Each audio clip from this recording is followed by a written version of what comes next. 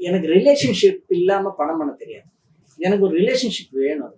அதுக்குள்ள அதுக்கு பின்னாடி நீங்க என்ன வேணா கதை சொல்லிக்கலாம். There should be a relationship. அது என்னங்கிறது தான் எனக்கு பிரச்சனை.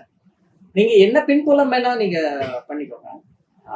ஆனா ஒரு ரிலேஷன்ஷிப் அது வந்து நான் ஒரு மொபைல் போனுக்கும் எனக்குமான ரிலேஷன்ஷிப்பா கூட இருக்கு. But there should be a human connection with or without living things.